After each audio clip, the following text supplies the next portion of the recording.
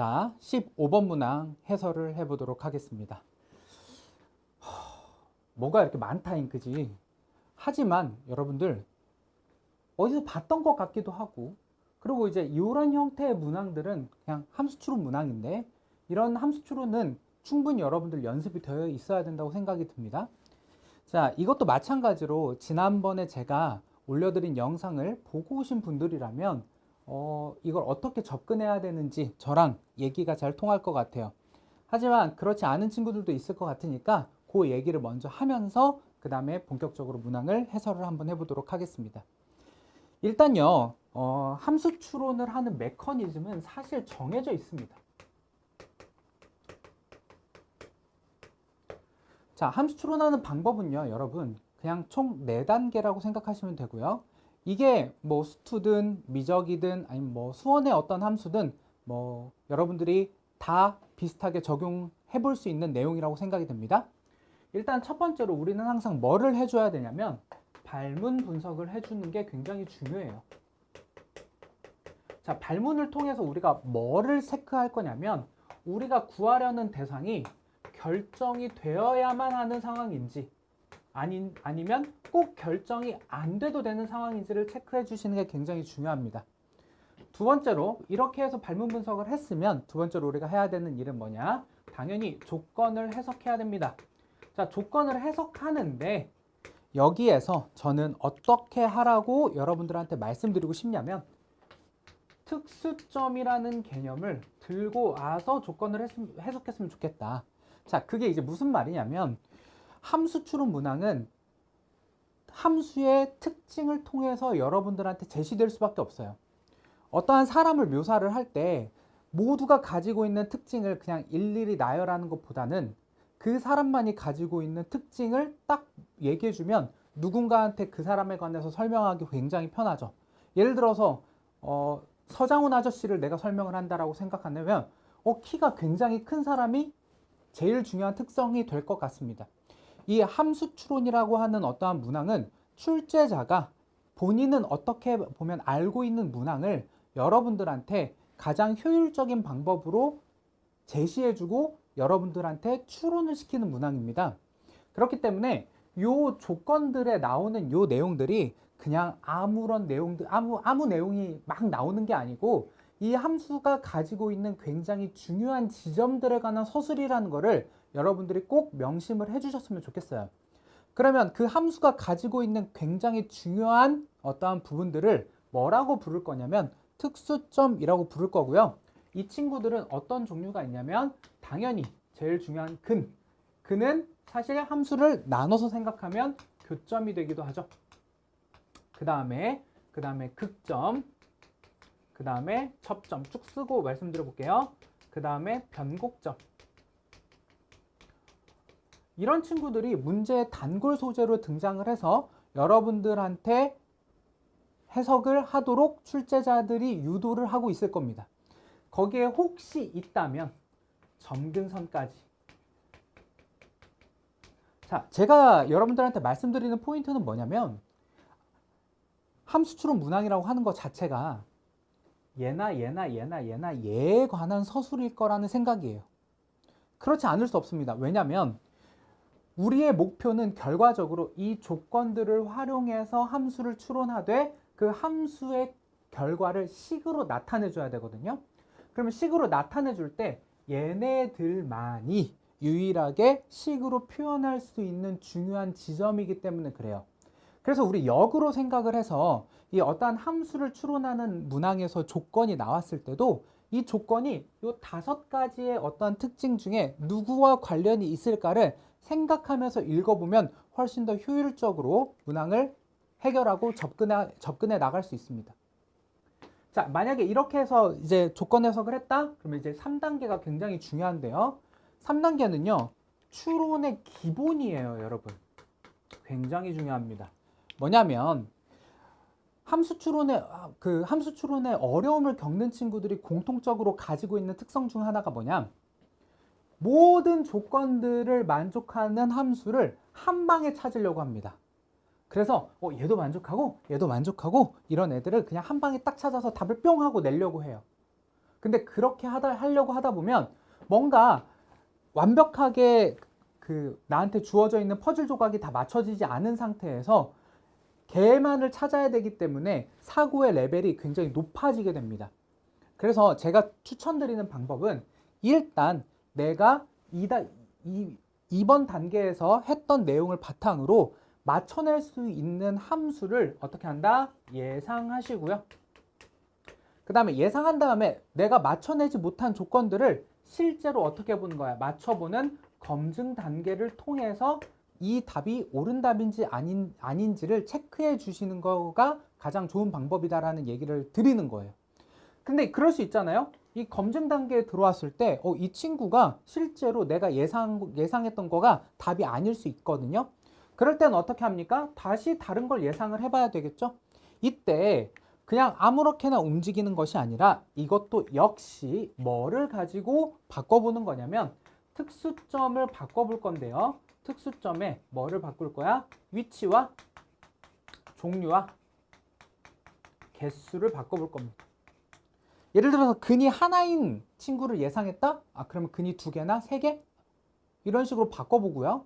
만약에 나는 이게 접점, X축에 접하는 친구라고, X축에 접하는 어떠한 근이자 접점이라고 생각을 했는데, 그게 아니야? 그러면 접점 조건을 풀어본다든지, 아니면 근이라는 조건을 풀어본다든지, 이런 식으로 종류와 개수, 그 다음에 위치 등을 바꿔보면 여러분들이 정답에 훨씬 더 효율적으로 접근할 수 있습니다. 그렇게 해서 정답 찾았어요? 그럼 뭐만 하면 됩니까? 계산만 해주시면 됩니다. 우리는 항상 이 4단계를 통해서 함수 추론을 수행해 나갈 거고요. 이 방법이 사실상 가장 효율적이고 가장 쇼컷으로 가는 방법이라고 말씀드릴 수 있을 것 같아요. 자, 이러한 맥락을 가지고 다시 15번을 살펴볼 건데요.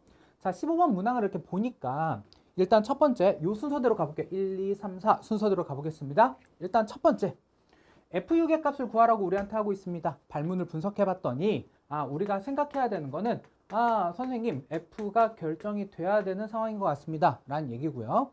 그 다음에 F가 결정되어 있는 상황이에요. 그럼 위로 갔더니 상수항이 0인 3차 함수라고 나와 있네요.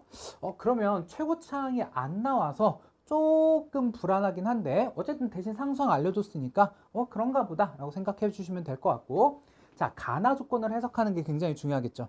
자, 가와 나를 우리가 해석을 할 때 우리가 주목해 봐야 되는 포인트는 어디냐면, 물론 요 식이 어떤지도 굉장히 중요하겠지만 바로 0과 3의 역할입니다. 이 0과 3이 어떠한 역할을 할 건지를 생각을 하고 문항을 봐주시는 게 중요해요. 자, 0과 3은 잘 생각을 한번 해보세요.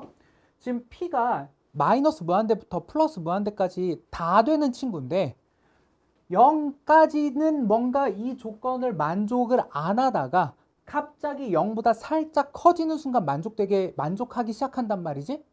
그리고 계속 만족을 하다가 3 직전까지는 만족을 하는데 다시 3이 되는 순간 어떻게 됩니까? 다시 만족을 안 하게 돼요. 저는 이걸 이제 뭐라고 부르냐면 변화의 기준과 경계라고 부르는데요. 이 변화의 기준과 경계는 반드시 누구랑 연관되어 있을 수밖에 없냐면 여기에 나와 있는 특수점들과 연관이 되어 있을 수밖에 없어요. 그래서 저는 이 문항을 볼 때 어떻게 생각을 하냐면 0하고 3에서 뭔가 변화가 일어나네. 그게 0부터 0일 때 딱 일어나고 3일 때 딱 일어나네. 그러면 0과 3은 뭔가 우리가 특수점과 관련이 있는 친구들이겠구나. 그러면 이 5가지 중에 누구인지는 누가 결정해 준다? 이 안에 있는 요 식이 결정해 준다. 이런 개념이 되는 거거든요. 그래서 요 식 안에서 어떠한 변화가 일어나는지 봤더니 절대값이 보이네. 그러면 봐봐. 절대값을 적분한 친구랑 적분해서 절대값을 씌운 친구가 달라지는 부분이 0부터 3까지래요. 그러면 우리는 달라지는 부분은 조금 불편하니까 사고를 그냥 같으려면 어떻게 돼야 되는지를 봐봅시다. 그러면 같다라는 애가 성립을 하려면 어떻게 돼야 되겠어요? F가 다 양수면 일단 분명히 되네요. 또 어떻게 되면 또 괜찮을 것 같아요? 다 음수여도 괜찮을 것 같아요. 어디 안에서? 요 구간 안에서. 그러니까 이 친구는 누구랑 관련이 있는 F의 부호와 관련이 있는 서술이고 F의 부호가 바뀌는 기준과 경계가 바로 누가 될까요? 근이 되겠죠. 따라서 이 0과 3은 뭐라고 우리가 해석해 볼 수 있을 것 같냐면 F의 근이지 않을까라는 생각을 가지고 조건을 봐주시면 좋을 것 같아요. 자, 그래서 저는 이제 이렇게 생각을 했어요. 근은 0하고 3밖에 없어야 된다. 그래? 그러면은 이쪽으로 와서 옆에다가 그래프를 살짝 그려볼게요. 자, 그럼 우리가 생각할 수 있는 게 첫 번째로는 여기가 0이고 여기가 3인 케이스를 생각해 볼 수 있고, 두 번째로는 이렇게 생겨서 여기가 0이고 여기가 3인 케이스를 생각을 해볼 수도 있을 것 같아요. 자, 그런데 여러분 여기서 이제 의문점이 생기죠. 선생님은 왜 최고차의 개수를 양수로 가정하고 문제를 푸십니까? 자, 이게 뭐의 포인트냐면 여기에 포인트예요. 만약에 여러분 이게 안 맞잖아요? 이것도 안 맞잖아요? 그럼 뭐 하면 됩니까? 뒤집어 보시면 됩니다. 그런 어떠한 편안한 마음으로 내가 일단은 그림을 그려보고 얘가 정말 이 조건을 만족할 수 있는지를 체크해 보시면 된다라는 얘기예요. 자, 그래서 이제 우리가 맞춰야 될 건 이제 나 조건밖에 없죠? 자, 나 조건을 우리가 봤더니 이번에는 비슷하게 생겼는데 구간을 0부터 3까지로 제한해 놨어요. 움직이는 친구가 아니죠. 대신 누구를 움직이냐면 위아래 Y축 방향으로 위아래로 움직이게끔 만들어 주는데 역시 마찬가지 0과 1을 기준과 경계, 0과 1이 변화의 기준과 경계가 되고 있다. 따라서 이 0과 1이라고 하는 친구도 당연히 누구일 거냐면 특수점과 관련이 있는 친구일 것 같고요. 자, 그런 상황이라면 지금 Q라고 하는 친구는 위아래로 움직이는데 0일 때까지, 그러니까 안 움직일 때까지는 이게 달라. 그러다가 점점 움직이다가 1 딱 되는 순간까지, 1 딱 되는 순간부터 다시 만족을 하지 않게 되는 이상한 친구란 말이에요. 그럼 보세요. Q라고 하는 친구는 어떻게 생각을 한번 해볼 수 있을까? 결국은 이제 위아래로 움직이는 친구인데 fx가, 그러니까 Q라는 친구가 이제 y 값과 관련이 있는 친구잖아요. 그러면 만약에 이 상태라면 이게 위로 얼마만큼 올리냐, 뭐 이런 내용이겠네요. 결국은 왜냐면 0과 1이니까 얘도 결국에는 위로 얼마만큼 올리냐의 내용이겠네요. 자, 그런데 이 케이스는 바로 안 되는 이유가 뭐야? 자, 이것도 어떻게 하기로 했어? 일단 같아지는 경우를 생각을 한번 해보면 그게 이제 조건을 만족하지 않는 부분이죠. 그럼 위로 올라갔을 때, 살짝 위로 올린다고 생각을 해봤을 때 당연히 어떻게 돼야 돼? 달라야 되는데 0과 3 사이에 있는 모든 함수값들이 양수가 되니까 깨지죠.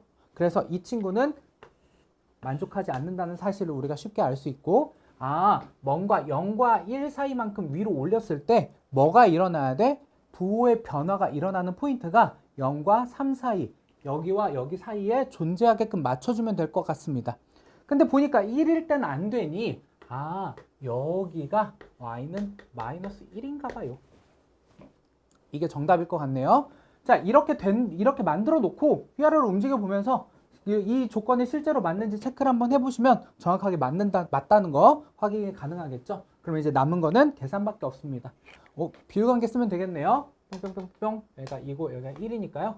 자, 우리가 최고차의 개수를 만약에 P라고 놓게 되면 P 곱하기 4가 몇이 나오면 됩니까? 1이 나오면 될 것 같고요. 따라서 P는 4분의 1이네요.